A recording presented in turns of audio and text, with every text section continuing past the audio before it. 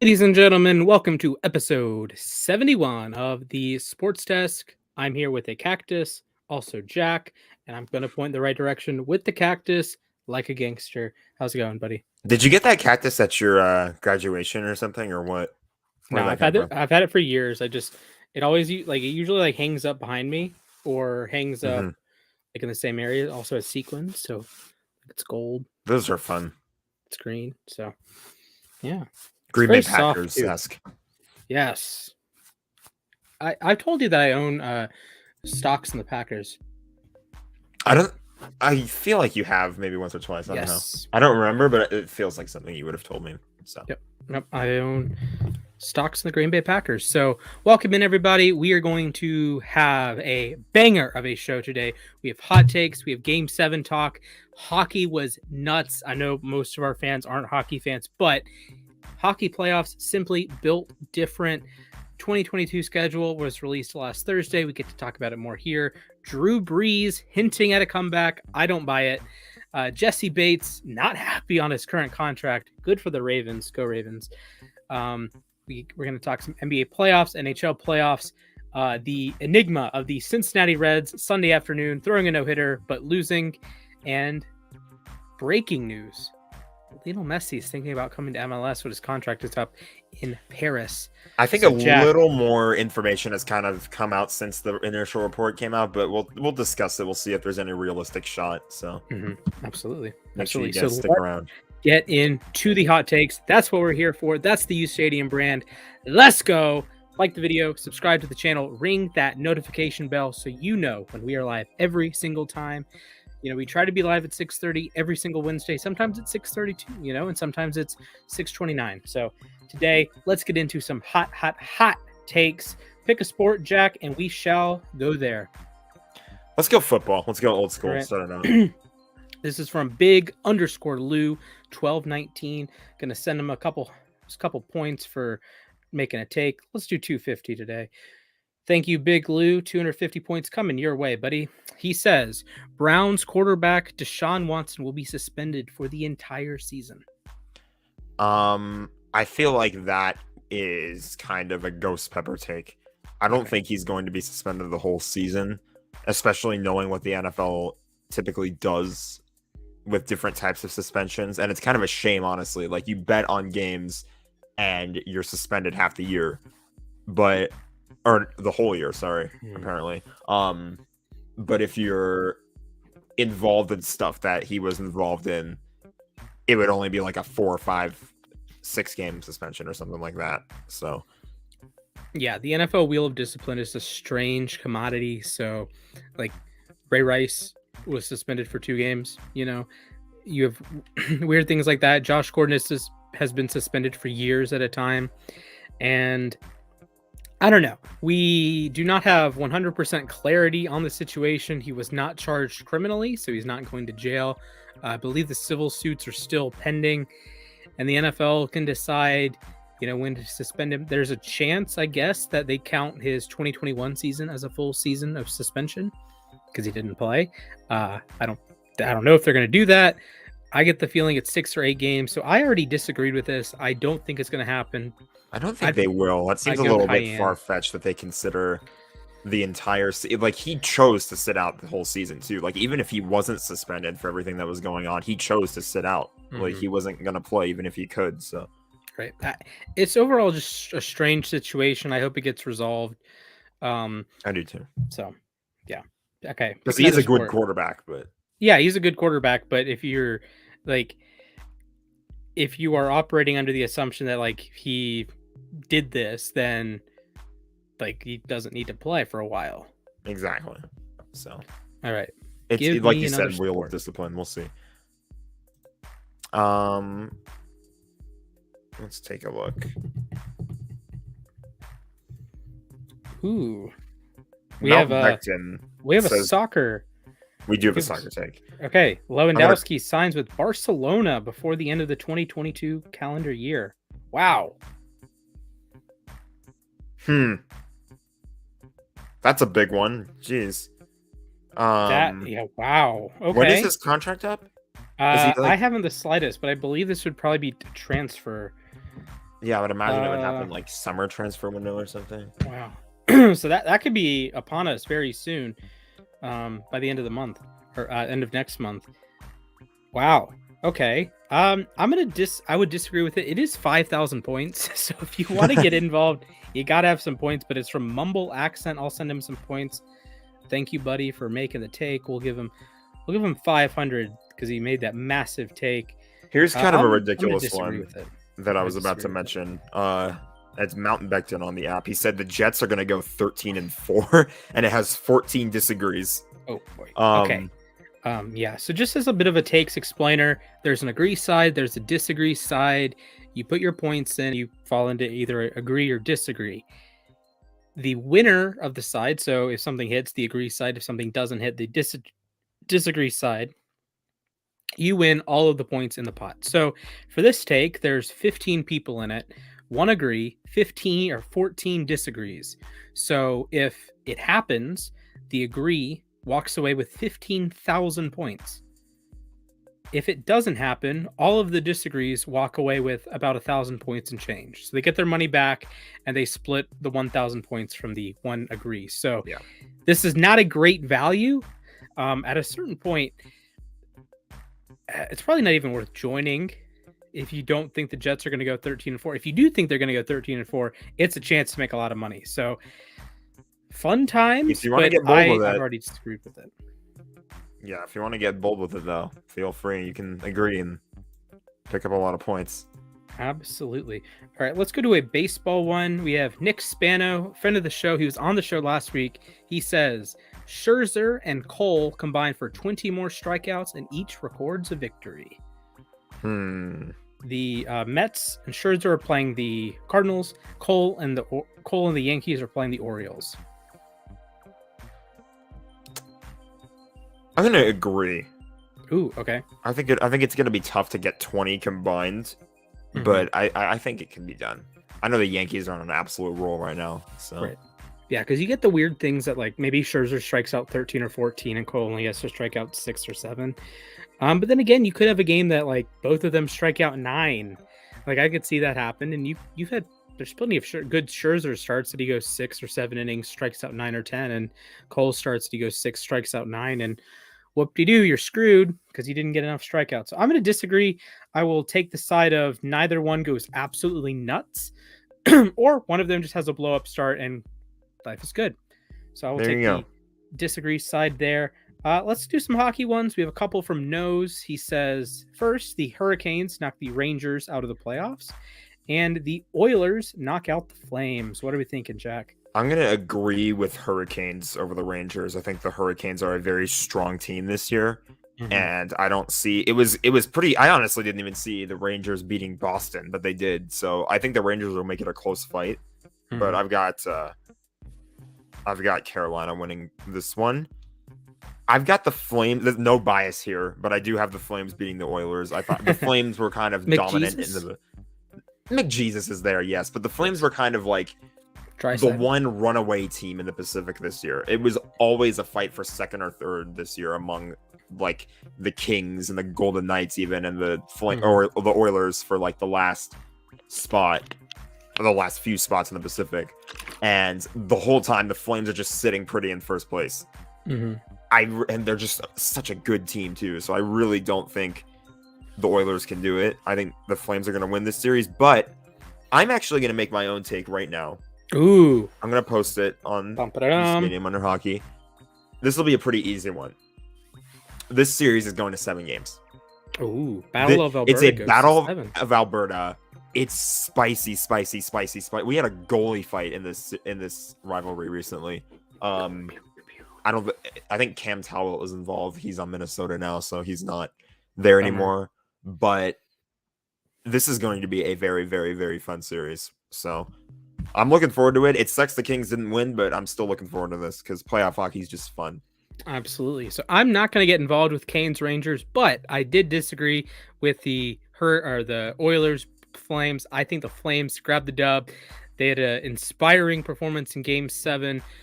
Over 60 shots. They finally Shout out to Jake Ottinger, though. He was on the losing end of that game, but he took over 60 shots on that and only let in 3. Like, that's ridiculous. second most saves ever in a game 7, had a 95+% save rate, which is ridiculous when you consider the amount of shots he had. So props to him. I know they took the loss. I know Dallas is you lost the game, but you had an all-time performance there. So props to him, and also props to the Flames for not getting discouraged after seeing 60 shots get blocked. Johnny Gaudreau with the winner halfway through overtime, just lifted it up over the shoulder into the corner. Props there. Big time shot from Gaudreau. Flames captain, right? I think so. At least Gaudreau, Flames veteran. He's been there like 8 years now, if not more. He's been there for a while. So big props there, and big thanks to Jack for making the hot take meter graphics. So there we go. I think that was Henry's graphic, actually. Oh, close enough. The one on screen, though, is mine. Okay. You know what? It happens. You guys are watching the Sports Desk live on the uSTADIUM network. Let's talk about those Game 7s. You mentioned Jake Ottinger. Dallas, Calgary, up at the Saddle Dome, 3-2, decided halfway through overtime, the first overtime. What was your big takeaway from that game? My big takeaway from that game was the series ended about how I expected it to. I was predicting Calgary to win that series, but Ottinger still played out of his mind. Mm-hmm. I think the thing about playoff games in the NHL is that they are seriously a time for goalies to wake up and show the world what they can do. And when you have a performance like Ottinger did, it's basically a wake-up call. It's like you're putting the rest of the league on notice. You're saying this guy potentially he came in. I don't actually know how long he's been the starter for Dallas, but like when he came in there, he just played out of his mind and lets the world know he could be a serious threat next season. And Dallas all year has been a good team anyway. They've been a really tough and scrappy team. So Calgary is tough to beat at the end of the day, but props to Dallas for taking them to 7. Props to Ottinger for playing the way he did. It just feels like Calgary's too damn good right now. For sure. Can you give me a comparison of what, like maybe an NFL playoff game, what 60 saves is like? That would be like a quarterback just going off, it feels to me like. Or like a safety just intercepting everything. All right. Like, I guess something like that. Like just somebody like keeping you in the game. Like Aaron Donald in the Super Bowl, pretty much. Like he kept the Rams in the Super Bowl for a long time. So. All right. There were 2 hockey Game 7s played Sunday night. We had a glorious one. The Penguins, the Rangers. The Penguins blew a, quote, 3-1 lead, word urinating tree, and then blew Game 7. The Rangers come in, win 4-3, and they're heading down to Carolina. PNG? Not PNG. PNC, I think. PNC. I could be wrong. Yeah, I think it's PNC. I'm gonna Google it just to be sure. So they're heading down to Carolina, and I heard that there's like a rule in Carolina that they're PNC, only allowing Carolina fans in, or people in the Carolinas. I haven't heard about that actually. Yeah, I think I got the push from Bleacher Report that if you're in North Carolina, you can get tickets, and they're pretty cheap tickets considering a playoff game. Oh, that sounds like another NFC Championship game debacle. Remember when the Rams were reportedly only letting in like tickets that were bought in the LA area? So like if you were buying a ticket from San Francisco, they wouldn't let you purchase it. See, or something weird like that. I have issues with it because first off, you have displaced fans, right? Like for the last 3 years when I was at college, I did not live in the same time zone as any of my teams. All of my teams were Eastern time zone. I was Mountain, right? So if I wanted to go to a Ravens game in this theory, I wouldn't be able to, or a Wings game, Cavs game, Braves game, right? I just wouldn't be able to. And it sucks. Like I get why the Hurricanes would do it. And I know there was some, I don't want to say bad blood, but I know the Rangers kind of took over the arena back earlier in the season, but like, I don't like it. I don't like that it hurts fans that are from outside the area. Like if, let's say you're a Devils fan, if you're a Canes fan that lives in upstate New York and hey, this is a great time, you probably watch the Rangers all year long and now you get to watch your Canes. Oh, you can't go to the game. You can't. You have to get a alternate market ticket, like a StubHub sort of deal. Like you have to go on StubHub or Ticketmaster or whatever. No, I understand from the perspective of you owe it to your fans, I guess, in a way. You want your fans to have the best experience, but sometimes your fans aren't from the area. You have to Sometimes be your fans, classy about it. Like yeah. like To you be said fair, the again, Rangers did the sometimes same thing.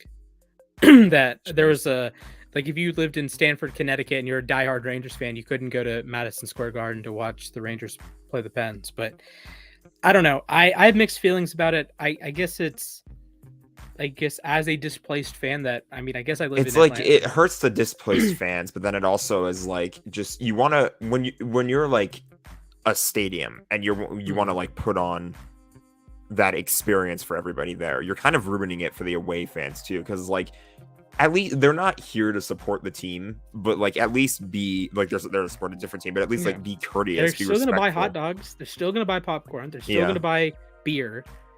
You know, they might not buy jerseys at the team store. They might not buy sticks, but they're going to buy they're going to buy stuff from your vendors. It's not like you're losing money by having a fan from a different team. and you're making money because they got a ticket to your stadium, so it's like Exactly. there you go. So, people are ridiculous. I get why Carolina might do it, but It's petty. I I thought it was petty when the Rams did it. It's petty now too. yeah, I agree. I agree. Like So it jumping sucks over. Oh, go ahead. seeing it sucks seeing our team getting like kind of overtaken by Niners fans, but like Yeah. Hey, but what if are you gonna Niners do? fans want to travel, I think they're well within their right to travel. Exactly. So that's where I stand on that one. All right. We had two NBA Game 7s as well. We had Mavericks. We're not gonna at relive my Suns. pain. Okay, I appreciate that. We had Mavericks at Suns, and we had Bucks at Celtics. And no, we're not going to talk about the Oilers Kings. Sorry, Jack. Well, I don't really talk about it. It's fine. Yeah, It sucked. So Bottom line, yeah, it was not fun. So Game But it's a 7, real year. just absolute disaster for the NBA. If this was a day that you said, I'm a huge NBA fan, screw hockey, NBA playoffs are better, you looked like an absolute First of all, fool. you look like an idiot just for saying that on your own. That's a valid point. Oh my man. goodness. Yeah. So both games, at least Bucks Celtics, like the Bucks were trying, they just couldn't make a shot. They were 4 for 27 on threes, maybe 4 for 28 if they had like one late in the game. But Giannis was horrendous. He had a 6 or 7 missed layups at the rim.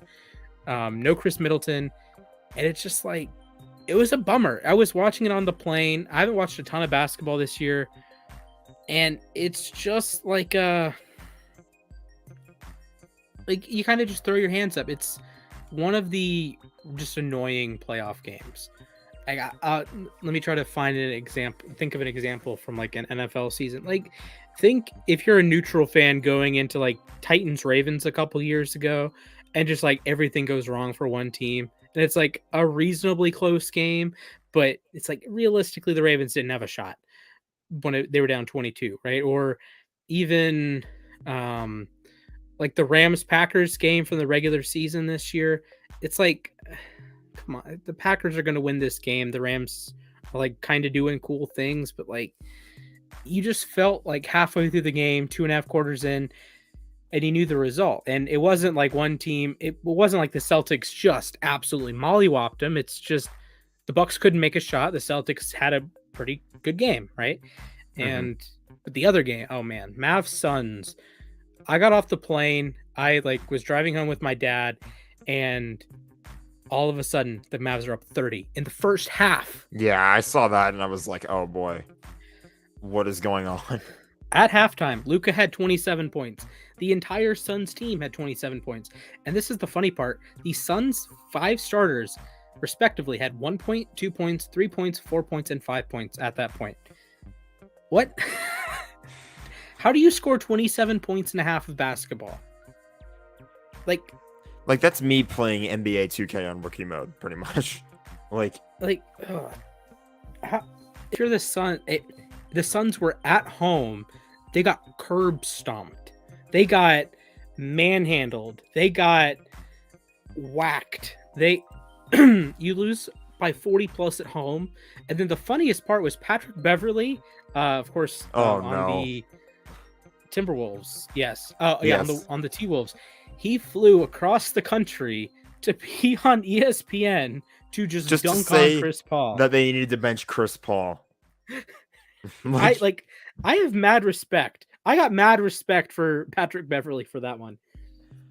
I mean, he woke up and chose violence. I have respect. All of is he right though? Respect for that. Also, this isn't breaking news, but this is hilarious news. The Yankees cut 2019 third-round pick Jake Sanford after he allegedly stole from teammates and defrauded fans. What? This man was like stealing gloves and stealing jerseys and like stealing like little knickknacks around, and then he would sell them on eBay. Oh my and God. Pretend they're like the most like the craziest thing of all time. Like, bro, what is going on? Also, Rangers Canes face off in 7 minutes. It's gonna be hype. I should probably pull it up on my iPad right now. just totally ditch the stream and watch that. I'll keep an eye on it to the side. I'm not. Yeah. Remember when we were on Dan's show and he was watching the Isles game in the background? Yeah, we've actually done that before too. I was on his show one time and we were watching the Kings play against the Islanders. So nice. Is it like fun. The color cast that he does, or just like a normal podcast? I think it was. I actually don't remember. Shout out to Dan though. He's cool. Yeah, I was on his show. Shout out to Dan. uSTADIUM legend, Dan. Recorded with him last night. Cruise control. Good stuff. So yeah, Luka just absolutely ran wild. The Suns just pathetic performance. Chris Paul had 5 points, something like that. Had like 2 points entering the fourth quarter. Devin Booker didn't make a shot until halfway through the third quarter. Horrible game from Ayton. Horrible game from Bridges. You look at it, and Luka Doncic outscored Devin Booker, out-rebounded DeAndre Ayton, out-assisted Chris Paul, and out-stole Mikal Bridges. Like, that is almost unfathomable to me. That he was, like, Ayton's one of the better rebounders in the NBA. Devin Booker is one of the best scorers in the NBA. Chris Paul is called point god, and Mikal Bridges finished second in Defensive Player of the Year voting. And, bro, Luka just took over the series. And I have mad props for Luka. I argued earlier that episodes ago that he should have been a top 75 player. Like, he should have been honored in Cleveland for the NBA 75 award. I think if he retired today, he's a Hall of Famer. Granted, that's including his EuroLeague stuff, but like, I'm not sure if there's 30 players in NBA history I would take over Luka. And Luka's only, 4 or 5 years into his career. I made a post on the app when he got drafted that go ahead. I expected Luka to make 10 All-Star games. That might be an underestimate. Honestly, I think just the fact that he's still like so early into his career, like it's year 5, you said. Is 4 or 5? He was 18. This is year 4. This is year 4. I think that's probably the only thing that kept him off the NBA 75 team. But Shaq made the original. Shaq made the All 50 team. That's my only counterpoint. There is a explicit example, and guess what? Back in 1996, 97, they got it right with Shaq. Shaq lived up, and Shaq made it. Yes, and Shaq is one of the greatest players ever. He's a top 15 at minimum, probably a top 10 player of all time. We can have that discussion at a later date.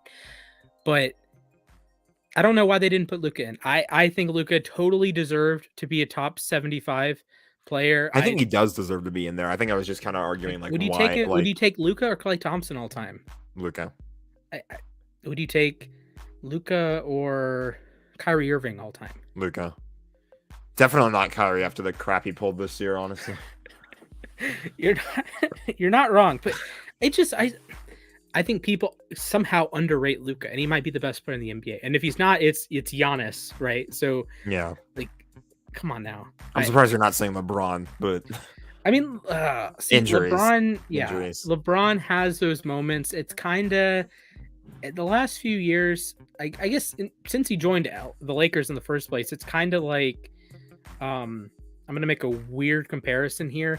It's Denzel Ward disease, because Denzel Ward, when he plays, the 12 or 13 games a year he plays, when he plays, he's a top 3 corner in the NFL, top 5 corner in the NFL. What's his name? Derwin James. Yeah, but you miss so much time that it's kind of like, was he really that good? Yes, he's an all-world talent. There's a reason Denzel Ward is the second highest paid corner in the NFL. But if you miss enough time, it's like a starting pitcher compared to a hitter. Like, you only play once every 5 days. Of course, I'd rather have Mike Trout than Jacob deGrom, because Trout plays every day, or in theory plays every day. deGrom only pitches once every 5 days. He's going to impact 35 games a year max. So while Trout, in theory, could play all 162 games, he gets 4 to 5 at bats every single game. You know, there are 700 chances for him, give or take, to influence the game. Jacob deGrom gets 36 games. So that's that on our Game 7 talk. Let's jump into some football talk. Schedule 2022. We've had about a week to digest the schedule. Of course, Jack and I were live last Thursday when the schedule was revealed. We watched the Falcons draft little video. I think the Falcons won it. But then they fumbled the bag. They fumbled the bag afterwards. They had like a week by week, like a thread, like what the Chargers do with their Pop-Tarts. It was just all his buffalo wings. Didn't work. I like the Rube Goldberg machine though. That one was good. Rube Goldberg dub. Falcons did take the L on their subsequent post though. What is one game that's kind of under the radar that you're really looking forward to? Under the radar. That's something I have to think about for a minute. Obviously, if it's under the radar, it probably wouldn't be on prime time. Probably might be a 1:00 game in all honesty. Honestly, it could be. Let me look at the Rams schedule to start out with. That's my starting point. I'm just gonna take a look. I know that there was actually some news that I found out about today that said, in terms of TV schedule, they're basically putting all games like out in the open between Fox and CBS. It's no longer like, oh, an AFC road game is always going to be on CBS, or an NFC road game is always going to be on Fox. They changed that. Everything is up for grabs now. So solid. That's cool. I'm a fan of that. Solid. All right. And I do want to touch on a quote that just came out of like Joe Burrow. And he said that he enjoys playing Baltimore because Baltimore talks. And I think it's good for the NFL that you have a rivalry like that. And that's good. Yeah. The Bengals dropped their nuts on the Ravens last year. I'm well aware. I watched both games, all 120 minutes. It was an absolute disaster. But you look at 2020. The Ravens curb stomped the Bengals twice. In week 17, they ran for 400 yards. No one had done that in 20 years.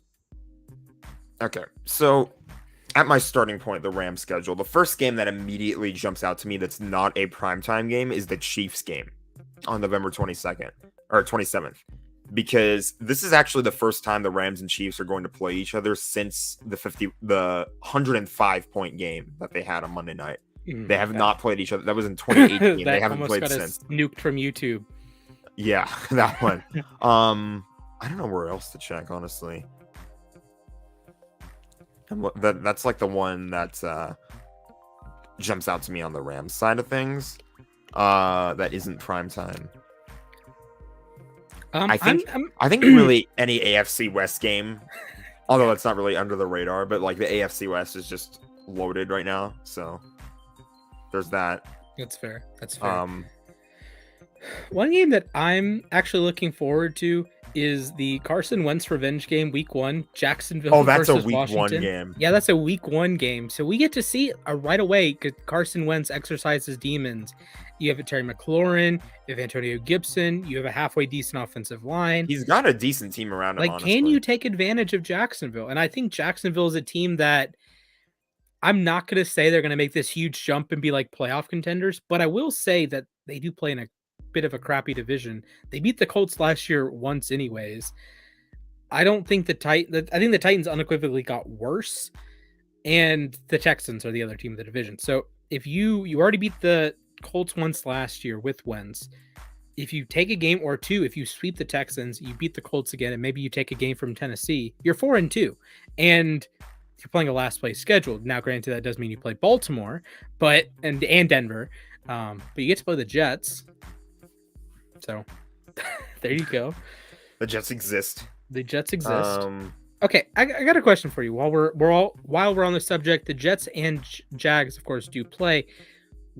if you're a fan of which team do you think is, if you were a fan of that team, which team do you think would be like pumping its chest out the most? Like, is the maybe not most improved, but what team do you think will be the best one coming into this season? Jags or Jets? I think the Jets. I think the Jets look very improved. Obviously, I think they had a really good draft. They got Sauce. They got there was one other big name. Garrett Wilson, Jermaine Johnson, Brees Hall in the second round. Yeah, I think Jermaine Johnson was the other big name that I was thinking of there. They had a really, really good draft though. And I think a lot of it is going to hinge on, can Zach Wilson have a better year this year? Mm-hmm. I think he absolutely can. Agreed. They made a lot of good pickups on defense as well. And then they got Jordan Whitehead. DJ Reed. Guy? Yeah, they got Reed from Seattle. Reed had an unbelievable season. I wish I'd done my like all splash teams on YouTube, because I would have been preaching that DJ Reed propaganda real quick. But I think the question with DJ Reed is, can he follow it up? That's true. That's fair. I do think he's going to play in a system that helps him out a little bit, and he might be your number one to start with Sauce as the number two, I guess, in theory. But I'm going to play devil's advocate and say Jacksonville might be the team to watch out for this year. Everyone outside of Jets fans had Zach Wilson had Trevor Lawrence as QB1 last year. Look, I watched the tape at Clemson. He was unbelievable at Clemson. There's a reason he's the number one overall pick. There's a reason he's a Andrew Luck level, Peyton Manning level, John Elway level prospect. And you saw week 18, the last time we saw Trevor Lawrence, he was great. Not good. He was great. Granted, that was the only spot. He was pretty good against Cincinnati week 3. The Urban Meyer staying home and staying at the club in Cincinnati that game.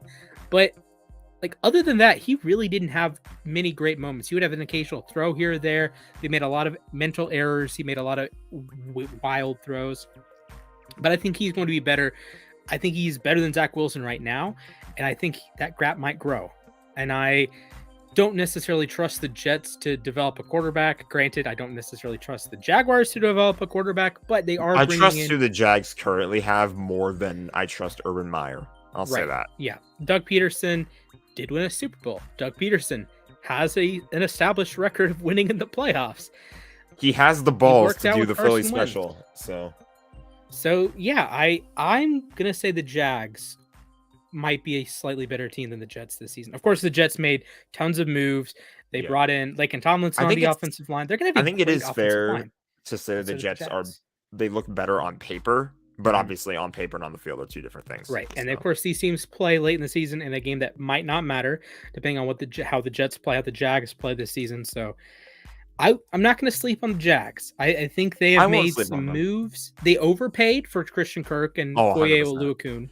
Oh, man. The mess that overpay caused. I still think about it, honestly. But they still got better. That's the thing. Like, yes, they overpaid. They also got better. And heck, the Bills paid, or they traded a first round pick for Stephon Diggs. That at the time felt like an overpay because Diggs wasn't like a universally regarded like top 5, top 10 receiver. Now it's a perfect deal. So if you look at Christian Kirk, if Christian Kirk pops, I'm not going to say he's not going to be Josh Allen and Stephon Diggs, but kind of starting to feel a little bit like another one of those like he better go off deals. Yeah, for sure. He's the best receiver they have, clearly. If they're willing to spend as much money as they did, then yeah, 100%. Good point. And even like compared to DJ Chark, like I think Kirk is a more well-rounded receiver. Chark might be a little bit better, but I think Kirk is probably better suited for Trevor Lawrence than just a pure deep guy in Chark. I love Chark, and I think Chark can play very well in Detroit. But actually, I'm very excited to talk about Detroit, and I wish we should have done like a rank the worst to first potential for all 8 teams that finished last in their division. That could be a fun top 10 list. That could be fun. So either way, fun games around the NFL schedule. But the real question is, will Drew Brees be participating in any of those games? Jack, gun to your head, will Drew Brees return? Yes or no? No. He put out a tweet saying, I forget what the actual tweet said, but it was something about like maybe I might go back. It mentioned pickleball.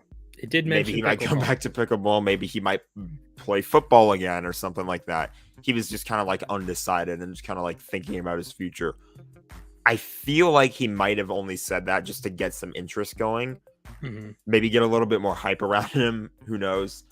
But it is, if we were to bring up the hot take meter, it's like a Pepper X take that he comes back. I agree. I think he's more likely to play pickleball than NFL football this year.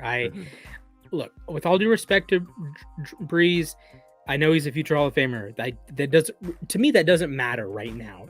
Like Peyton Manning is a Hall of Famer. That doesn't mean he's going to come back and be an elite quarterback, right? It's like Wayne Gretzky if he ever played hockey again. Like he's not going to just come right back and be a superstar. And I mean, to be fair, he is like, what, 60-something years old. So it's like... Okay. I just got notified on this take. I want to touch on this. Go ahead. Frankie, happy birthday, Frankie, by the way. Frankie posted, quote, "I love Aaron Donald, but Reggie White is the best defensive lineman of all time." And he posted the stats. He has Reggie White stats, and he has Reggie White stats. So Reggie White he led the league in sacks twice. He's second all time in sacks with 198. Defensive Player of the Year twice. Many-time All-Pro. 8-time All-Pro. 5-time second-team All-Pro. 2-time Defensive Player of the Year. Won a Super Bowl with the Aaron Packers. Donald's a 3-time Defensive Player of the Year. This is true. He's also a 7-time All-Pro. Or is it 8? Did he make an All-Pro his first year, or was it just a Pro Bowl? Donald? Yeah. Oh, wait. I don't know. Actually. I want to say he's a 7-time All-Pro. I'm searching 8-time right Pro now. Bowler. I wouldn't be surprised if he made 7-time All-Pro. first team All Pro. So I'm just gonna read off his awards: 8-time Pro Bowler, 7-time All-Pro, Super Bowl champion, All 2010s team, 3-time Defensive Player of the Year, Defensive Rookie of the Year in 2014. Has finished 2nd in Defensive Player of the Year, 3rd in Defensive Player of the Year, 4th in Defensive Player of the Year, and 5th in Defensive Player of the Year. He has a season with 20.5 sacks to lead the league. He's led the NFL in tackles for loss twice. He has 150 tackles for loss in 8 seasons, 98 sacks in 8 seasons. And already, if he retired today, he's number 4 on Pro Football Reference's Hall of Fame monitor, behind Bob Lilly, Randy White, and Alan Page. And he's going to pass Page next year easily, probably White as well. So he's going to be right there with Bob Lilly as like the greatest defensive lineman ever. I'm not going to say I'm going to poke holes in Frankie's argument, but I have a couple things I want to critique in this. I'm not saying Donald is better than Reggie White, but I think the argument that Frankie has flaws, and I want to address those flaws. So first of all, Aaron Donald is only entering year 9. That is a pretty big caveat here, that Aaron Donald is not even 30. He just turned 30. He's about to turn 31. So his birthday is next Monday. Mm-hmm. He still has probably 6 years left, if not more than 6. He's played every game since 2017. He's missed 2 games in his entire career. And if I remember correctly, was that it? Was that a suspension, or is that... No, he missed week 1, right? In 2017, he missed week 1 because of a holdout, and he came to the facility on Saturday, but it was kind of like too late to come in, and then he missed week 17 because you guys were resting. And then in week 17, they clinched a home game, so they sat out. Donald got rested the last game. Okay, so Donald has had 0 serious injuries. He missed like a little bit of time. Did he miss a playoff game? So in 2020 was a little bit weird because he missed like a lot of the second half because he had like an upper body, like a rib injury or something like that. And then he tried to play against Green Bay, but he was just really limited. Like he didn't he played, but he wasn't really terrorized Pochich and Damian Lewis on that Seattle interior in 2020. But look, I think there's too much tire left on the tread to compare Donald and White. And White is an all-time great. He is an inner circle Hall of Famer. He is, if I made the 53 greatest players of all time and made a roster, I actually should do that. That's a great content idea. Fun. But like Reggie White is on the team. Duh. So is Aaron Donald, though. That's the thing. It's like We're Aaron Donald is like almost as good as him, basically. Like this is a, but like he can still play for so long that he can be better.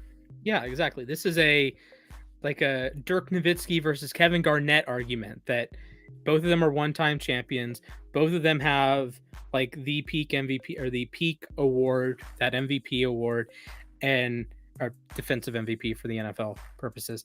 And it's like you could just argue for days about it. It's not, to me, I don't know if it's worth having the conversation now when, you know, Donald still has so much time left. But one other thing that Frankie pointed out was his one of his arguments.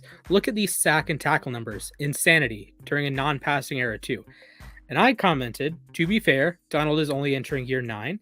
And yes, it's not a passing era, but I think part of that is offset with improvements in offensive line play and coaching, as well as quarterback play and coaching.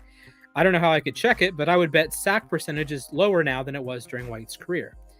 And Crippled Child came in and said, also the tackle numbers would be helped by the non-passing era for White, all the sacks would not. It's a balance. So I think that this comparison's a little goofy because White played more on the edge. Donald is more interior player. And the sack and tackle numbers, I don't think tell the full story because with tackles, I think tackles are one of the most overrated stats in sports because it doesn't tell you anything about the quality of the tackle. It just tells you you grab the guy. Yeah. It tells you made the tackle. Is it like... So think like Blake Martinez on the Packers, especially the last couple years he was in Green Bay. He's not making quality tackles.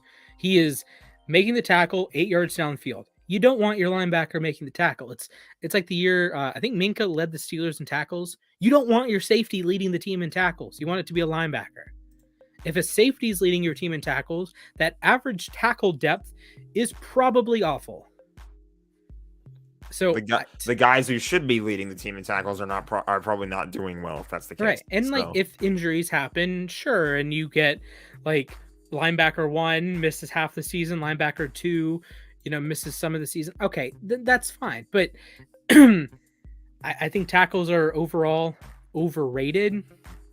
This is probably the one argument against Zach Thomas is that like he has all these tackles, but how good are the tackles? This is a Ray Lewis stat back in the mid 2000s was like, yes, he got a lot of tackles, but they were effective tackles. It was kind of like, say, like Aaron Rodgers takes a lot of deep shots, but he's really efficient on those deep shots.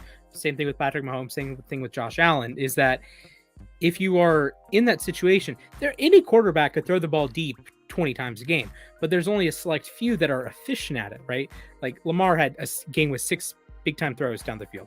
Allen had a game with 8 big-time throws down the field. Rodgers a few years ago had 6 big-time throws down the field. I think it's 17 deep pass attempts. Only a handful of guys can do that and be effective in doing that because otherwise it's a 3 and out every other drive. Mm-hmm. So I think tackle numbers for Reggie White are a little bit overrated. I think his sack numbers might be a little bit inflated as well because you look at it from the perspective of, yes, it's not a passing era and now is a passing era, but now it is a bigger part of the offense to have a West Coast style system and get the ball out quickly. Imagine if Reggie White played against Ben Roethlisberger last year. He's not sacking him. Myles Garrett demolished, destroyed, raised the earth, pillaged the earth against Dan Moore, the first Steelers-Browns game.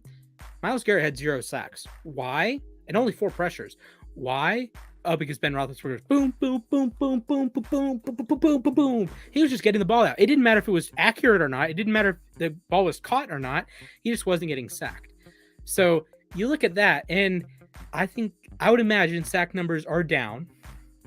Like nowadays, it's super impressive that the Steelers get to 50 sacks.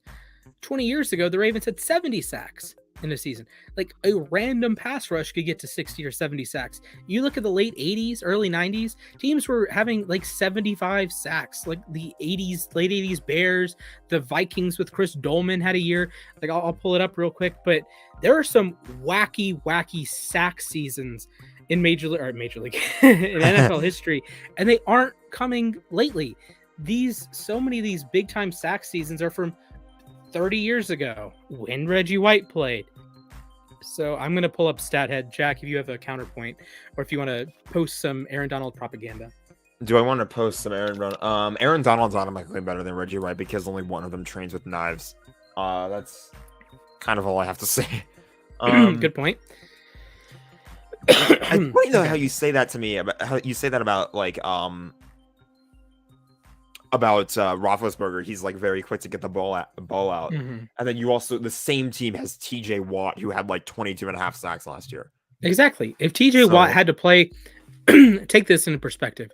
If TJ Watt had to play Ben Roethlisberger twice a year instead of Lamar Jackson, Tyler Huntley, he's not tying the sack record. He's not even coming close to the sack record. Imagine if he played Ben Roethlisberger instead of Baker Mayfield twice. Or Joe Burrow. Well, I guess he didn't have a sack in the Bengals games, but you get what I'm saying. That context matters, and the context of the situation is, like, simply put, that sacks are a lot of the time more dependent on the situation than how good you are at football. I've seen millions of like delayed wrap-up sacks, if you will, that like it's a coverage sack or it's a cleanup sack that you're not the one wrecking anything. You're just happen to be there when Aaron Donald forces the quarterback to roll one way or the other. If the quarterback rolls the other way, you're screwed. It doesn't matter if you got the move right. It doesn't matter if you beat the tackle. This is like if the quarterback rolls the other way, you're toast. This is like my constant David Long slander on the Rams. Like he was there at the right time to get a pick six, but it only happened because the Rams pass rush forced Kyler Murray into making one of the worst desperation throws of all time. Right. Long just so happened to be in position at the right place at the right time to grab the ball. And he was like basically in the end zone by the time he caught it. So, all right, I have some numbers for you. All right, there are 22 players in NFL history. That's the wrong list. Okay, yeah, let's just use this. There are 22 players in NFL history that have gotten 20 sacks in a season, official or unofficial. If it's before 1983, before 1982, they are unofficial. If it is since, it is official. So, of those 22 players, I want you to take a guess at how many were before the year 2000. We're going to go with 14. That is correct. Damn, I got lucky. Okay, so here's the history of the 20 sack club. Jim Katkavich, 1963 Giants. Deacon Jones did it 3 times, 64 Rams, 67 Rams, 68 Rams. Coy Bacon, 1976 Bengals. Harvey Martin, 1977 Cowboys. Al Baker, he held the official record, or the unofficial record, 23 for the 1978 Lions. Mark Gastineau had in 1981. Joe Klecko, 1981 Jets. Mark Gastineau again, 1984 Jets. Lawrence Taylor, 1986 Giants. Reggie White, 1987 Eagles. Chris Dolman, 1989 Vikings. Derek Thomas, 1990 Chiefs. That was the year that he had 7 sacks in the game. Michael Strahan, 2001 Giants. DeMarcus Ware, 2008 Cowboys. Jared Allen, 2011 Vikings. J.J. Watt, 2012 and 2014 Texans. Justin Houston, 2014 Chiefs. Forgot about that. Aaron Donald, 2018 Rams. T.J. Watt, 2021 Steelers. The issue that I have is you look back at that and you see, like, guys were getting it. Deacon Jones had it 3 times in 4 years, right? Or 3 times in 5 years. Derek Thomas got it 1 year. Gastineau got it twice in 4 years. Lawrence Taylor, Reggie White, Chris Dolman. Like, it was happening that 1980, the 80s, and 1990. 1, 2, 3, 4, 5, 6, 7 different, 6 different players, 7 total times. A guy got 20 sacks. It's happened 8 times in the last 20 plus years. Like, I understand the argument you want to make there, or that Frankie wants to make there, but there is a reason that you look at the official, even the official leaders in sacks. So this is throwing out everything before 1982. It just pretending that doesn't exist. This is throwing out some of the greatest pass rushers in NFL history. This is throwing out guys like Deacon Jones, who played his entire career before 1982. This is throwing out Jack Youngblood, who would be 6th all time with unofficial sacks. This is throwing out Alan Page, one of the 2 defensive players to win NFL MVP.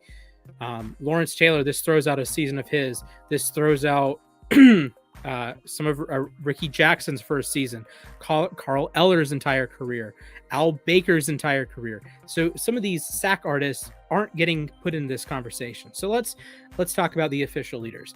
So number 1 played primarily before 2000. Number 2 played before 2000. Number 3 played before 2000. Number 4 since 2000. Number 5 before 2000. Strahan was split like 50-50, but we're not going to count him for the sake. To help out the sack argument here, we're not going to count Strahan. Jason Taylor, mainly in the 21st century. Suggs, Ware, fully 21st century. Richard Dent, all before 2000. John Randall, mainly before 2000. Of the guys with 130 sacks, there's 15 of them. 8 of them played almost their entire career, if not their entire career, before 2000. Then, Frankie, what are we doing? The active sack leader is Von Miller. He's 22nd. If he gets 10 sacks next season, that could happen. He'll be top 20. He needs, 15, 20, 18 extra sacks to break into that top 15 and break up this level of numbers. But I just disagree, I guess, with Frankie's. I don't necessarily disagree with his argument. I just disagree with the way he was. Like if you want to tell me he's the greatest defensive lineman ever because he has this huge sack total and huge tackle total, okay. But I need some context behind those sacks because sacks are up. We're up in that one era. Thing that I've learned doing this show with you every day or every week is that stats alone are not enough. Like you need to provide context. You have to have context. You can't just say, "Oh, this was a big number. He had this many tackles. He's elite." Like, did you know that Patrick Queen had 100 tackles? Patrick Queen was awful in 2020. Like, what? Even like most of the time. Let me pull up the tackle leaders last season, and let's see if like the top 5 are the best 5 linebackers in the NFL, or if they're just kind of not bums, obviously, but if they just were kind of there, like tackle merchants almost. Mm-hmm. It's like some receptions, like not all receptions are created equal. Not all receptions are. Did you know that Joe Burrow and Zach Wilson had the exact same number of sack yards lost? That is a bizarre stat. 370. Another that just reminds me of another bizarre stat that I saw, which has nothing to do with anything. But OBJ has more 40+ pass yard touchdowns than Tua has. OBJ has 2. Tua has 1. That's funny. All right. These are the top 10 players in tackles last season. Foye Oluokun, Jordan Brooks, Bobby Wagner, CJ Mosley, Roquan Smith, Denzel Perryman, Devondre Campbell, Kaiser White, Eric Kendricks, Cole Holcomb. No Fred Warner. No Darius Leonard. Like, the leaders in solo tackles. Brooks, Mosley, Campbell, Oluokun, Perriman, Smith, Wagner, White, Okereke, Deion Jones, Devin White. According to tackles, Okereke is better than Darius Leonard. According to tackles, according to that logic, Jordan Brooks is the best linebacker in the NFC West. Yeah. So, according to that logic, bottom line, I think the conclusion we've reached is that stats need context. They can be a good argument, but you need context. Yeah. So, I don't love the tackles argument. Like, I'll pull up Patrick Queen's tackle numbers. He was much better in 2021. Not saying much because he didn't play particularly well, but like he looked brain dead, brain neutral in 2020. He at least like tuned it up to like brain neutral in 2021. Mm-hmm. He had more tackles in fewer games in 2020. Actually, how has Queen not missed a game? That's actually shocking. But wow, how long has he played?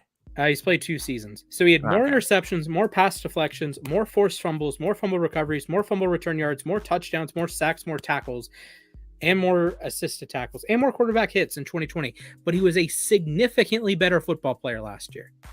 All of the stats say otherwise, but watch the game with your eyes. The eye test. There's plenty of stats that are totally fair. Like, say Lamar Jackson was better in 2019 than his other seasons. He also has the most passing yards of his career, most touchdowns, highest pass rating, all this. But sometimes, not all the time, sometimes you need more context. And this is an episode of you need some more context here. So is Reggie White better than Aaron Donald?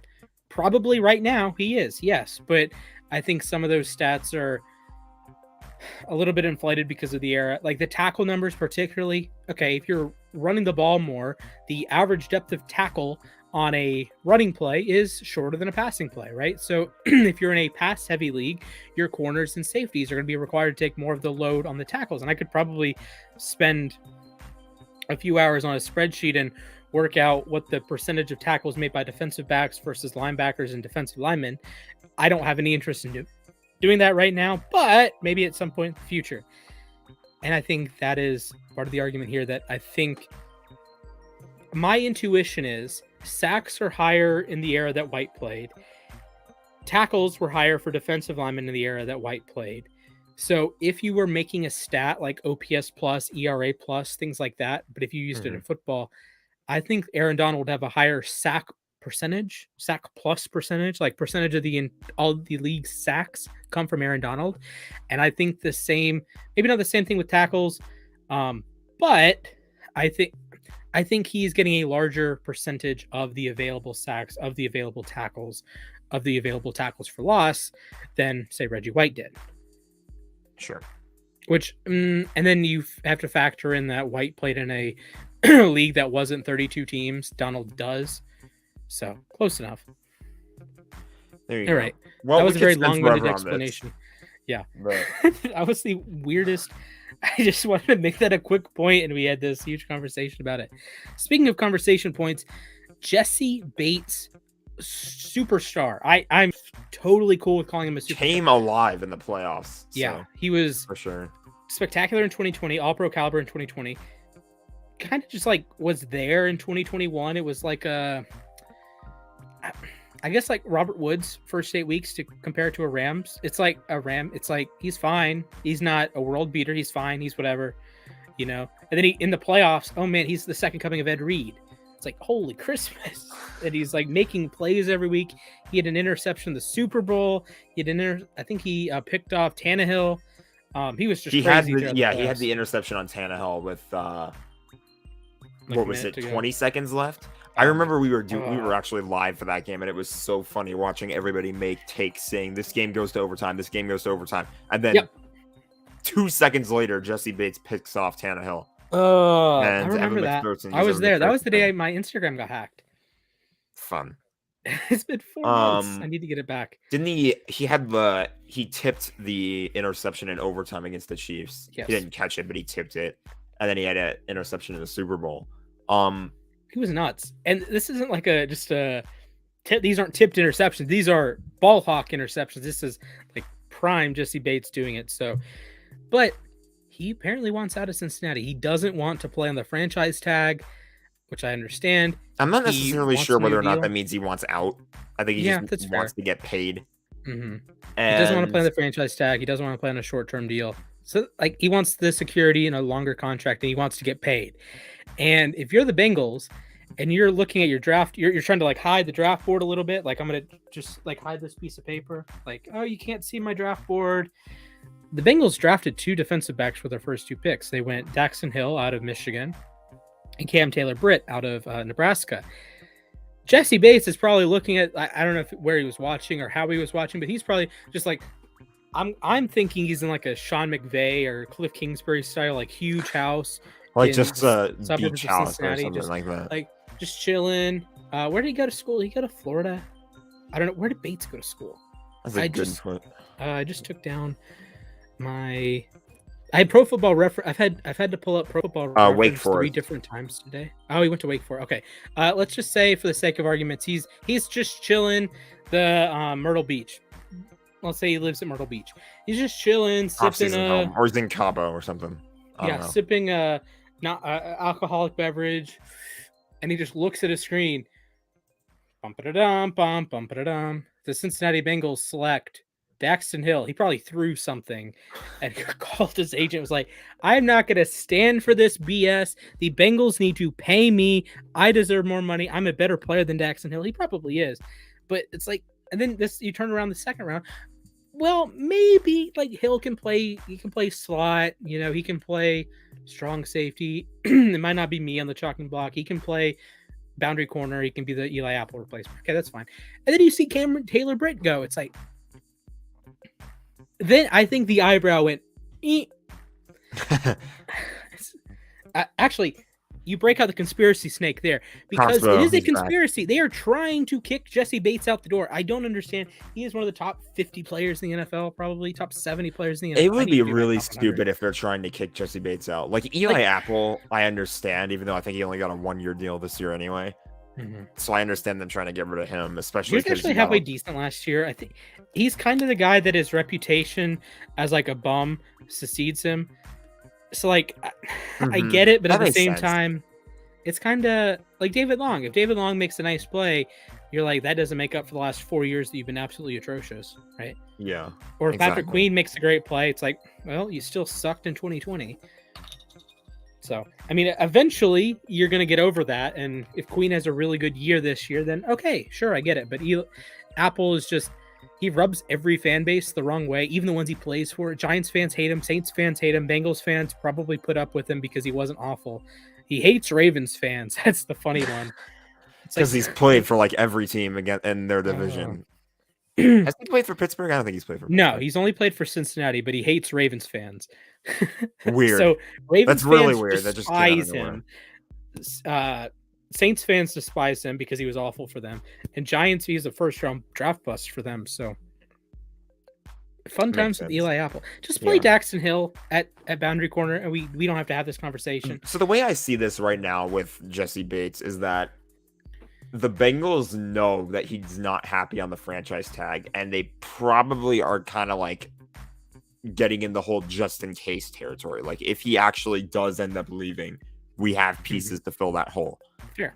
I think that could very well be the case. I think that honestly could be the most likely scenario. I don't see why Cincinnati wouldn't want to pay him, but he's a safety, and it's hard paying safeties because there are very few safeties. It's kind of like we're just gonna have to wait and see. Like, does he actually end up holding out over this, or does he like stick with it for now and then like believes that they're going to give him a better contract in the years to come? Right. So. And it's weird with these positions that don't seem to matter as much, whether it's running back or tight end or interior offensive line, interior defensive line, linebacker, safety. It's just hard to pay a guy that much. It's unless they are Quentin Nelson, unless they are like Derwin James, unless they are Bobby Wagner, Aaron Donald. Bobby Wagner so much money, and we're still trying to pay Cup and Donald. It's like, okay, Derrick Henry, worth the money, sure. Christian McCaffrey, worth the money, sure. Mark Andrews, George Kittle, Travis Kelce, worth the money, yes, absolutely. But that second tier of players at those positions, it's really, really hard to make that argument. And I love Jesse Bates. He is a spectacular player, but he has not been safety one for like 3 seasons in a row. And it's really hard to do that. Like, I think Honey Badger is wildly overrated. Or every safety in the NFL gets picked on. That's the nature of the job. But it's just a strange, it's an ebb and flow thing with safeties, with corners, with running backs. It's how this is the game going, right? Is it leaning pass heavy? Is it leaning run heavy? Is it like a super high scoring game that teams are having to throw the ball deep down the field and then you get targeted? Or is it a situation like Earl Thomas 2019 Ravens that you just don't have any interest in taking a shot at Earl Thomas because his name is Earl freaking Thomas. Also, Earl Thomas is a mess right now, but that's neither here nor there. I don't know if you guys can hear, but I might have to go answer the door, so I will be right back. Okay. We will go Splash solo for like 5 minutes. How's it going, guys? It's your boy Splash. Make sure you like the video, subscribe to the channel, ring a ding ding, that Le'Veon bell, that notification bell, so you can be notified whenever we go live, whenever we post new content. As soon as I figure out a recording setup that is not this box right here in my room, I will be dropping hecka content on you. I have a video on Daxton Hill. I have a script already made for that. Henry made the thumbnail. That is going to be a banger. See, I just wobbled the table. I'm not going to do that again. I have my water bottle here. Don't want bad things to happen. But We have more content coming. I'm actually going to pull up the spreadsheet and give you a taste of the new content we are bringing to the uSTADIUM YouTube channel. It is banger season here. And where is it? Luxury sheet solution for chronic sleeping. I don't need chronic sleep issues, although I do have probably an insomniac, maybe. I don't know. Jack is back, but Jack, I want to run through some topics with you. Jack? I'm here. Okay. I want to run through some topics with you. You give me, I guess, a little bit of a thumbs up, thumbs down on how entertaining you thumbs think up or that thumbs topic down. is. All right, let's do it. Yeah, here we go. This is like totally like impromptu. I'm going to give you 10 topics. You give me thumbs up or thumbs down on this idea as like a YouTube video. All right, here we go. 1, the Bengals should play Daxton Hill as a boundary corner. Thumbs down. Bummer. I don't know. Okay. I don't know. It could work, but I don't know. Okay. Cordero Patterson is a Hall of Famer. Thumbs up. That should be Brad Holmes is a top 10 general manager. Thumbs up. Baker Mayfield is a top 20 quarterback. Top 20? I think thumbs up just to get like a debate going. Okay. Elgton Jenkins is a top 100 player. Thumbs up. Okay. Jalen Petrie and Derek Stingley will be future Pro Bowlers. Thumbs down. I don't know. Ranking every starting kicker in the NFL. Thumbs up. Last place. Who would last place be on that list? Oh, that's I know. I think both of us might also have different ideas of who first place should be. Oh, it's Justin Tucker is the first place kicker. That is it. I'm kind of thinking McPherson. Wrong. No, it's Tucker. It's Tucker. Incorrect. Yeah, it's Tucker. 2 is a fun argument. I would argue Chris Boswell. Younghoe Koo is the most accurate kicker over the last. I'm going to argue seasons. Matt Gay's top 5. Matt Gay could be up there, but yeah, it's tough getting into that top 5. I would now say we're getting top into 5. the debate. Like this is why it would be. I would say top 5 right now is Tucker, Boswell, Koo, Butker. No Nick McPherson. I forgot he exists. He's good. I would say the top 4 kickers, the Mount Rushmore. This is a debate for another time. We're gonna make a video on this. Okay. Mount Rushmore kickers right now is Tucker, Boswell, Koo, Butker. Outside of Tucker, you can argue 2 through 4. Then beyond that, the next tier of like very, very good kickers that are bordering on that elite territory. Nick Folk, over 92% each of the last 2 seasons. Matt Gay is up there. Evan McPherson is up there. Graham Gano is up there as well. Let's not go on a tangent though, because we're there gonna we go. There's the top 3 tiers of kickers. If I missed it, Daniel Carlson is up there as well. He was very good last season. He was pretty good last year. All right, take 8. Buffalo's defense is overrated. Okay, number 9. Mostly for the Von Miller slander for leaving another. I'm kidding. Number 9. Nick Chubb is the best running back in the NFL. I feel like that's another thumbs up one just to get the debate going. Okay. Honestly, they could all be good. Who knows? The Saints will have a top 10 offense in 2022. Again, thumbs up just to get the debate. Honestly, all 10 of those, you could probably do them just to have a fun debate in the comments or something like that. The engagement would definitely be up there. You got 2 more? Okay. 2 more. One of them you're going to like. One of them you probably won't like. The Titans will have a better receiving core now than they did in 2021. Thumbs up to the video, thumbs down to the idea. All right. And the final one. The Rams got 2 starting cornerbacks in the draft. 2 starting cornerbacks. Yes. You know, I like that one because like obviously Ramsey's the starter on one end. Yeah, you replaced Darius Williams. I guess you did trade for Troy Hill. Frick, I forgot about that. Yeah, that's there could be a good discussion that could be had though on who could be the starter. Like, I liked your draft a lot. We had a good draft. The title for the video I have is Rams continue to troll the NFL, voting the 22 draft. F them picks. Yeah. F them picks. That's all I gotta say. Also, we can do rapid fire. The Raiders win 7 or fewer games. Arnold Ebiketie, Defensive Rookie of the Year. All 4 NFC Division winners repeat. Sky Moore, Offensive Rookie of the Year. Javon Holland is a superstar. The Lions are ahead of schedule. Mahomes will be the only AFC quarterback to receive MVP votes. No division will have 3 playoff teams. The Ravens will have 2 1,000-yard rushers and 1 1,000-yard receiver. That's never happened, actually. Marquise Brown will lead the 2019 draftees in receiving yards. An off-ball linebacker will win Defensive Player of the Year. Derrick Henry will set the single-season rushing record. All 4 teams in a division will have 1,000-yard receiver. Willis, Pickett, Corral, Howell, and Ritter will have 60 starts. The Lions will have an All-Pro. Quandre Diggs, the act of owning a quarterback, had an interception against the Rams both games, Niners both games. The Texans aren't as bad as you think. All 4 AFC North teams will win 9 games. So those are some video ideas that are coming. I'm not looking forward to making a Quandre Diggs video. Well, you don't have to make it. I can make it.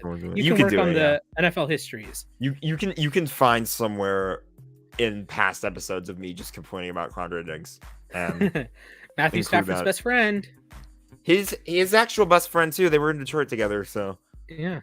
Now he has an interception against him in like the last 3 games. He always just intercepts the Rams, period. Like it's been Jared Goff. Diggs has picked him off twice in a game before. It doesn't matter who our QB is. We're always getting picked by Diggs. It's ridiculous. Ooh, this would be fun. What if we went with some like quarterback cornerback matchups and we said if they would get an interception against them, like Jalen Ramsey, will he intercept Kyler Murray, or Marcus Peters, will he intercept Joe Burrow? That would be fun to do. Okay, let's table that. Do that another time. We are now approaching the NFL, the NBA and NHL segments. Jack, hit us with some hockey stuff. We kind of already touched on. I guess we did. We touched on the game. Well, we can touch on where things are going right now. Let me pull up the NHL website and let you guys know the bracket. We do have a game in progress right now. The Rangers are up 1-0 on the Hurricanes in game 1. There's 2 minutes 47 to go in the first period. So the Avalanche swept the Predators. That we knew it was going to happen. The Blues beat the Wild. That was a prediction that I think I was pretty confident in as well, because the Blues, they just have Minnesota's number. Like it feels like they have like a really good record against them in like the last 15 games they've played against Minnesota. I want to actually find that really quickly. I want to find what that stat is, because it's like really, really one-sided. So I kind of felt like St. Louis was just too good for Minnesota. Because did they play the year the Blues won the Cup, right? I don't remember. Because I know that they were like the 8th seed, right? And ran through the playoffs. Yeah, the Blues have a 46, 28, 5-9 record against the Wild all time. And they're 5-1-1 in the last 7. Yeah. I can't find the record, but bottom line, it's like a ridiculous number. And there's just I felt like the history, it like things could change in the next few years. My big takeaway from that series is Minnesota needs more pieces. Because in April the Blues dropped 9 goals on the Wild. I remember that actually. Yeah. Wow. I think the Wild need more pieces, because I'm going to say it. Not enough. Kaprizov's not enough. He's not enough. He did good during the series. I will admit he did pretty solid, but you need more. You need a lot more, because he can't do it. It felt like they were actually relying on him to do everything, and then he's getting one-upped by Kyrou, or he's getting one-upped by Tarasenko. So it's like you need more pieces if you're Minnesota. One guy can't do everything, unless apparently you're the Oilers, because Connor McDavid did everything against the Kings. Connor McJesus, whatever. All right, give me your top 5 remaining players in the NHL playoffs. That's David bold. Probably won already. Well, let me finish going through the remainder. So we are, like we said, we are getting a battle of Alberta. The Oilers beat the Kings in 7 games. Props to the Kings for even making it to the playoffs, because they weren't supposed to do that, and they were in it, like they were in the thick of it throughout the whole year, and they took Edmonton to 7 games. So I can't find my Vegas beanie baby. Because I was gonna like choke because it choked. Golden Knights didn't even make the playoffs. Peter DeBoer is no longer. Oh yeah, Peter DeBoer got fired. So fun times in Vegas. Yes, Fun I times. only could find my Red Wings stuff. I don't know where the Vegas thing is. Calgary beat Dallas in 7. No. Rip. There he is. Rip. Not even a playoff team this year. Rip. In the East, Florida beating Washington 4-2. That was the first time the Panthers won a playoff series in a really long time. Since 1996? I think so, yeah. Yep. They went to the Cup, lost to the Red Wings. So big win for Florida there, and now we get an all Florida series too because Tampa lost Bay. The Avs. Sorry, 96. Yeah. So Tampa Bay beat Toronto 4-3. Another first round exit for the another Toronto game Maple Leafs. 7. That's 5 in a row. It's the thing about the Leafs is it's like such a conundrum that they're in too, because like they've lost so many series in a row, like first round series in a row, that like so many game 7s in a row. You want to say blow it up, but at the same time, with the current core that the Leafs have right now, I think it's Matthews too good to blow up. And Matthews, Tavares, they got Mark Giordano from the Flames mid-season. It's like, come on, this team should be better. You can't than blow it it up, but like some change, you have to make some kind of tangible change, because at some point, honestly, not even at some point, like right now, the losses in round 1 are just too many. It's happening way too many times. Tampa's actually leading that series over. Tampa and Colorado are leading this series both by 1 game. And then the Rangers and Hurricanes are playing right now. The first period just ended. The Rangers are up 1-0 in that game. Edmonton and Calgary play later tonight. Fun. I'm going to tune into that one. It's tough to say who my top 5 are right now. I really have to think about like who's on what team. I know McDavid is up there. Nathan McKinnon's up there. Kale McCarr, I think, would definitely be up there for Colorado. Any love for Draisaitl? No. Draisaitl only started to do stuff once he was on the same line as McDavid. Okay. That's kind of my argument. That McDavid, coming for his head. McDavid activated him, pretty much, is what happened. Like, that was kind of one of the big talking points that they had during Game 5, was that, like, he had 2 periods where he was a walking pylon. And then, as soon as he gets put on the same line as McDavid, he scores twice. And both goals were set up by McDavid. So it's like, all right. Connor McDavid really had to do a lot for the Oilers. But, I mean, sometimes it works. Sometimes it doesn't. Okay. Who's the best player left in the Eastern Conference? I'll give you that one. Braden Point. But he's hurt right now. Oh. But I still think he's going to be... I don't think he's going to be out long term. Is Kucherov, like, still doing, like, Kucherov things? I think he's doing solid. I don't know what his stats are right now, but... We'll check that one out, actually. We'll check Speaking of stats, NBA playoff update. Ladies and gentlemen, the Heat are leading the Celtics 1-0. They had a crazy comeback yesterday. Jimmy Buckets dropped 41 on the Celtics' heads. And then tonight, we have Warriors. We have Mavs in... It's not Oracle. It's Chase Center now. Go to the uSTADIUM app. Download it. Hopefully, it's in the description. Download the app, join takes. If you need points, ask me, ask Jack, ask Frankie. Say, yo, Frankie, what's up, big man? Happy birthday. I was watching the Sports Desk with Jack and Splash. Send me some points so I can join your crappy NBA takes. If you say exactly that, I will send you 1,000 points every day. You get it word for word. Yes. Kucherov, word for word, for the record, has 7 assists, so he's leading the Lightning in assists. And he has 10 points too, so he's leading the Lightning in points. Oh, so that happens. I would say he is still very much doing Kucherov things. There you go. Good stuff. So Heat leading the Celtics 1-0, and the Warriors Mavericks, they play tonight. I think at 9:30 Eastern, 6:30 Pacific. All right, so there's the requisite NBA playoff update. A couple more topics, then we'll wrap up. First off, Sunday afternoon, something weird happened. And it's not just like weird by like my standards. Like, did you know that Lamar Jackson had 121 rushing yards when it was 12 degrees outside? Like, that's a splash stat. This is like a real stupid stat that matters. The Cincinnati Reds, Sunday afternoon, threw a no-hitter. Threw a no-hitter against, who is it? The irate Pirates. I'd be pretty irate if I didn't get a hit in a game. Exactly. But take a stab at who won the game. For 275 times, the team that throws the no-hitter wins. But Sunday afternoon, for the 6th time in Major League Baseball history. The 6th time ever. The Pirates threw a no-hitter 0 hits. And lost. Do you know the last team to do that, Jack? I want to say it was the Dodgers, but I feel like there was one after that. It would be correct. In 2008, It was the Jared Dodgers Weaver Angels of the game. Los Angeles Angels of Anaheim, Los Angeles, California, Angels of Anaheim, went to Dodger Stadium, threw a no-hitter, lost 1-0. 1,000 points, by the way, if you can quote that one word for word as well.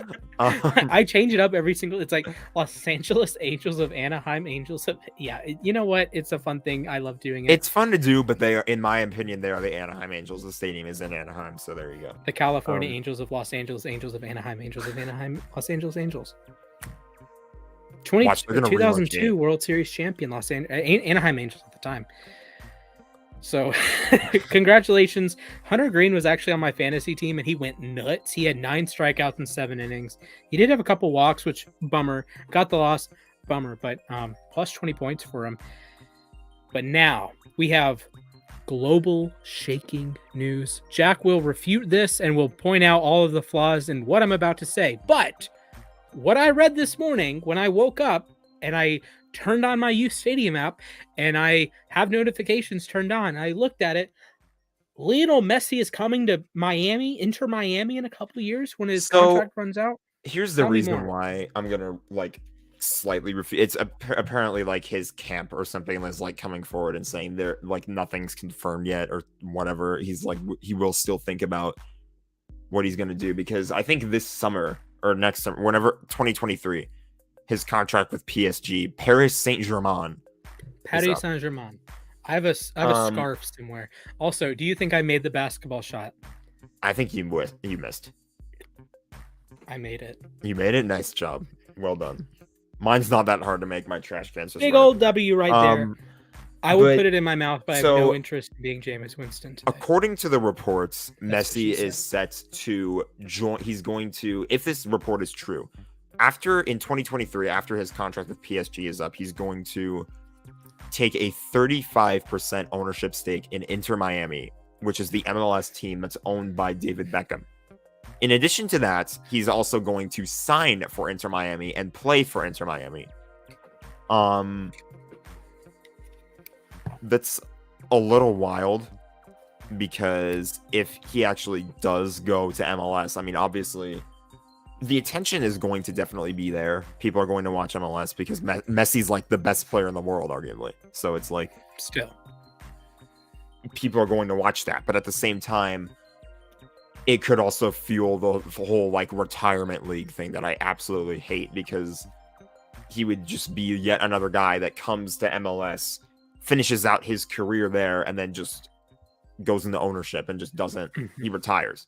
Right. So it's I don't know what to make of it still. It's obviously I want it to happen because it would get MLS some good publicity, but there's, like I just said, there's also some bad publicity that can come with it. Yeah, and I think part of the problem with MLS right now is that they have a salary cap and other leagues don't. So yes, there's the David Beckham rule, the designated player rule, that you can have guys that don't count against your salary cap, but there's still at least in theory, a cap on what an MLS team can do compared to what a European team can do or a South American team can do. So if you are, say, a team outside of the United States and Canada that is the same quality as that team, let's say Seattle, they just won the CONCACAF Champions League. Say you have a team in, I don't know, maybe Darby County. I don't know if Darby and Seattle played. I don't know who would win. Regardless, Darby County can pay whatever the heck they want to sign a guy. Seattle cannot. They have to maneuver around and do things. Also, shout out to Albert Pujols. He had a single today against Max Scherzer. He is now top 10 all-time in hits. There you go. Nicely done. Congratulations. But MLS is really against it. Not only is the league in 2 countries that are not a soccer, you're not gonna go to the U.S. and Canada and the first thing you say is, I'm gonna watch soccer. I want to watch soccer. Yeah. So I would say, if I did quick hitter 5 reasons why the MLS is not as successful as it really should be. 1, it's in the United States and Canada. Their soccer is at best the number 4 sport in the country. unless it's a World Cup year. Number two, when this feeds into the second point, is athletes, when they're like 12 and they get to pick what sport they're really good at, they're going to play other sports ahead of soccer in the United States and Canada. They're going to play hockey. If they're in Canada, they're going to play football, baseball, basketball, what have you in the US. They could probably play basketball as well in Canada. Or Canadian football. That's an option. Number three, the newness, if you will, of these teams, right? MLS was founded in 1996. None of these teams have been around more than 30 years. That's just a thing. None of them have been around. But you go to a more established league, you go to the Premier League, you go to even the Championship, even League One, League Two, you go to France, you go to Spain. These leagues have been around for 100 years. So they have established traditions, established patterns. They have a history, if you will. You have Real Madrid has 13 Champions Leagues. It might be 14 now, I forget. Barcelona has a bunch of Champions Leagues. AC Milan, Liverpool, Chelsea, Man United. All these teams have a history. And, if you have any sort of care about the history of the game, you're not going to go to Inter Miami. You're going to go to Inter Milan. You're not going to go to New York Red Bulls. You're going to go to RB Leipzig. You're not going to go to New York City FC. You're going to go to Manchester City, right? You're not going to go to Atlanta United. You're going to go to Manchester United. So there's just issues there. Number four is there's no pro rel. And that is a weird thing to say. That's it's not going to happen in MLS. I'm mixed about it because it feels like it should happen, but by this point they've been doing what is this, year 27 of MLS right now. Mm-hmm. And it feels like if they were to add pro rel, it would just kind of be throwing the whole system apart. Yeah, and it's virtually impossible to just add it on the fly. Yeah, you can't just randomly do it. Unlike other leagues around the world were built over years, decades, generations. The MLS has been around for one generation. If you were 8 watching the MLS when it first started, you might still be playing in MLS. If you were 8 when the first division of English football was founded, you would be dead. That's not a controversial opinion. It's a true opinion or a true fact. It's just the life cycle, the lifespan here is not conducive to the MLS being super successful. And I would say the last thing is, I guess, lack of international, not acclaim, but this was the first time ever that an MLS team won the CONCACAF Champions League. That's not even playing teams in Brazil or Argentina or Chile. That's not playing teams in Europe. That is playing against teams in Mexico and teams in Canada, also known as other MLS teams. If you're not, it's kind of like the US as a whole at World Cups. Well, if you can't beat Mexico at the Gold Cup, if you can't beat Canada at the Gold Cup, if you can't beat Trinidad and Tobago to make the World Cup in the first place, you're not as good as Germany. I could hear Taylor Twellman in your voice right there. You're not as good as the Netherlands. You're not as good as Andorra. Well, you're probably better than Andorra. You're not as good as Poland. You're not as good. It's just bizarre. I wish there was pro rel in MLS. I wish, because I think pro rel is perfect for soccer. It makes the season more fun. Makes the season exciting. I was actually honestly kind of thinking about it this morning too, just how wild it would be with pro rel and really any league. What if we had it in the NFL? It would give you, if it was in the NFL, it would give you so much more of an excuse to try to kick butt, and tanking would be gone. Tanking would be dead. You can't tank in pro rel. I wonder how they would reconfigure the draft if there was.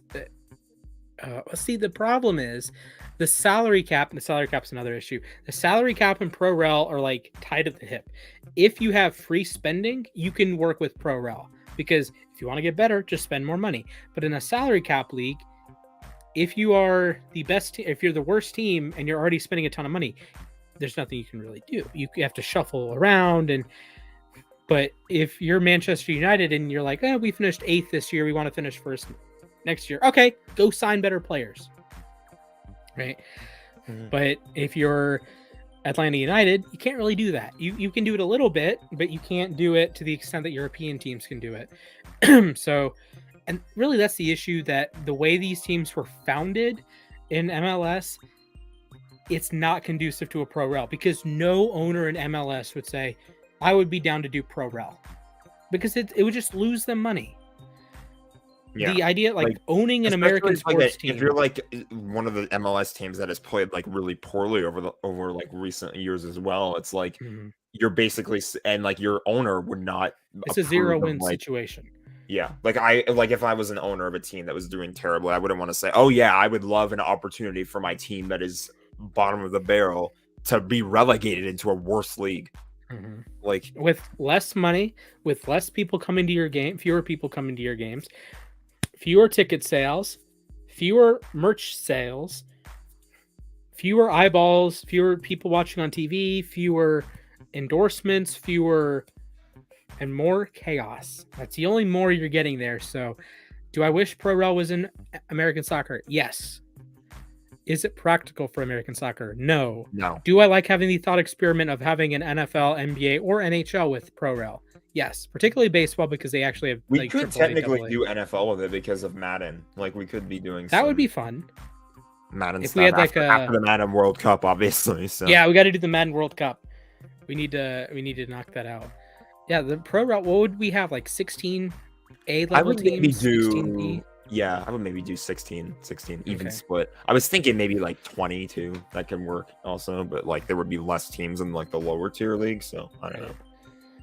Yeah, but then like the tough thing with that is that there's no tier behind League B. Yeah. And at a certain like point, MLS is like kind of also like redoing their system as well because they're doing like it's called MLS Next Pro is what it's called, and it's literally just they're making a minor league for MLS right now. So, but then you also have like the it's it's not NWSL, it's that's the women's league or something. It's the like USL 2, is it? That's what it's called? Oh, the USL. Actually, American Soccer Leagues.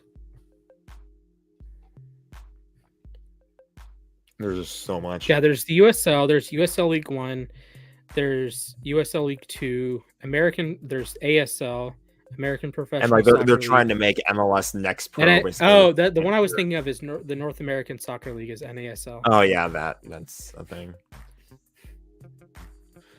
It's funny that MLS isn't the first thing on here. What's the first thing on there? The first thing on here is the USL. That's weird.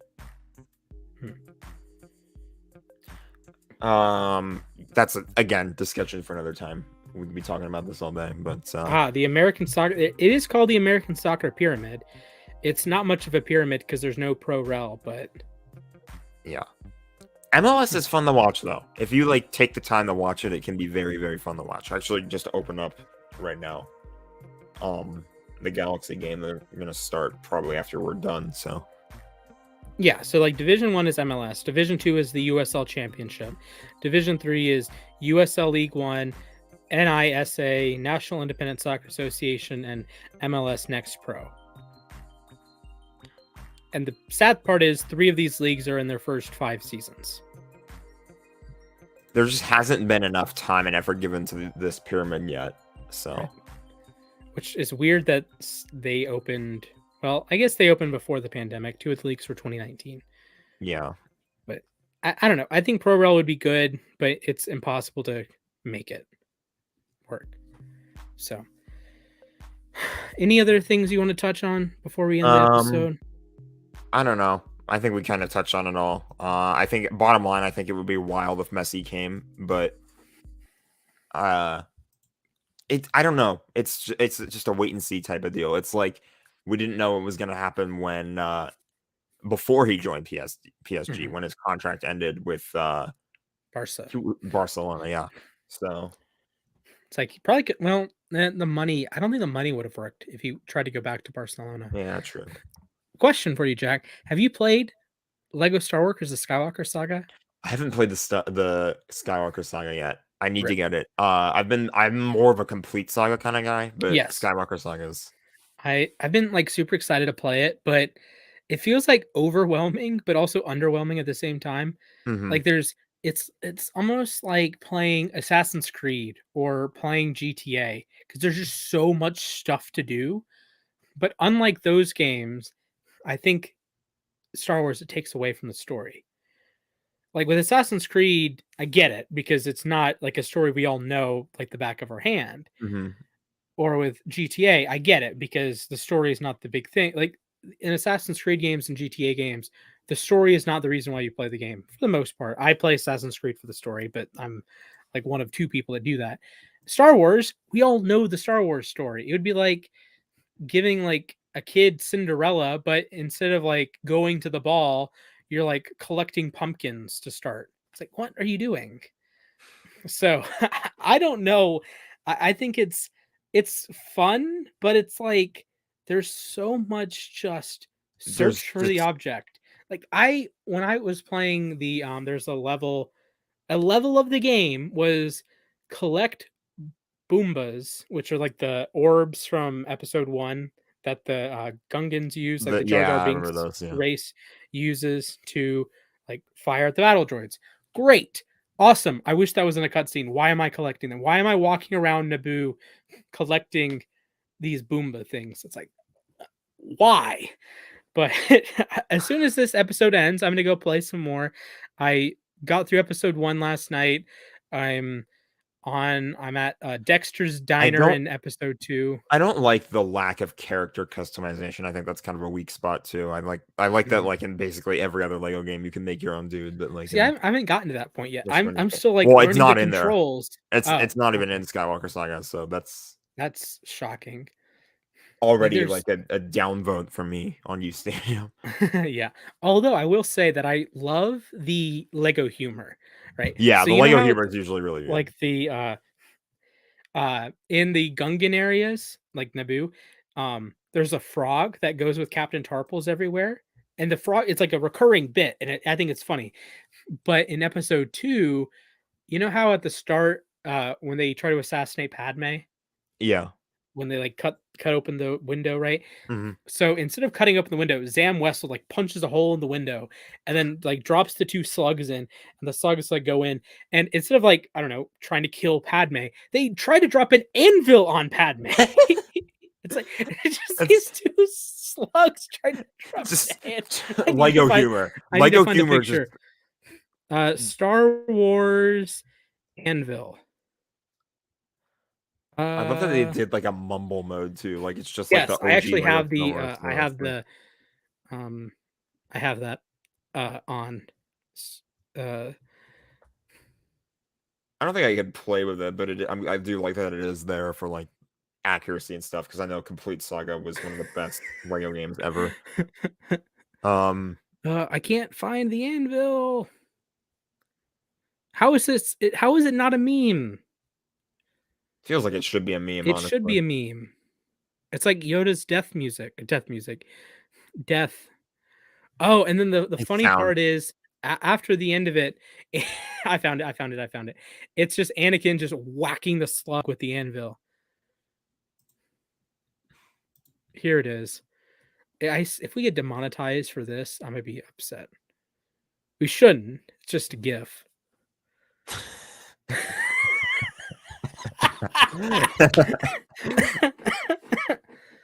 Oh boy.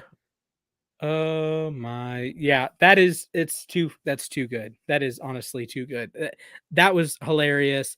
At the end of episode 1, Boss Nass raises the frog that I mentioned earlier instead of like the orb thing that he does at the actual end of the movie. Darth Maul tries to fight Obi-Wan with the lightsaber in his mouth. That was pretty funny. I'm sure they made a lot of good jokes about it's very good. It's very Lego-y, but the problem is it's like almost too much.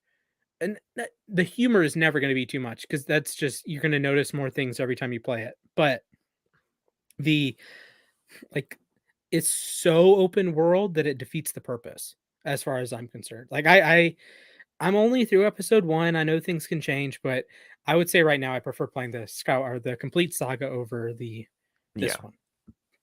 I'm not saying this was bad, but controls are a little weird. It's just hard to beat the OG at the end of the day, too. Exactly. Exactly. So with that said, thank you guys for watching. Make sure you like the stream, subscribe to the channel, hit that red button, smash it with a hammer. And I wanted to pitch this idea to you. Sadly, we can't do it for like a regular show because June 9th is a Thursday, not a Wednesday. But I had this idea last night. What if we live streamed one of us swiping on Tinder? Oh my god. I think we're gonna have some discussions behind the scenes about that one.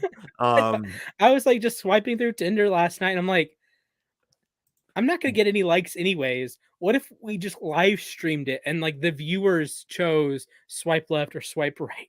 Oh, god. Person.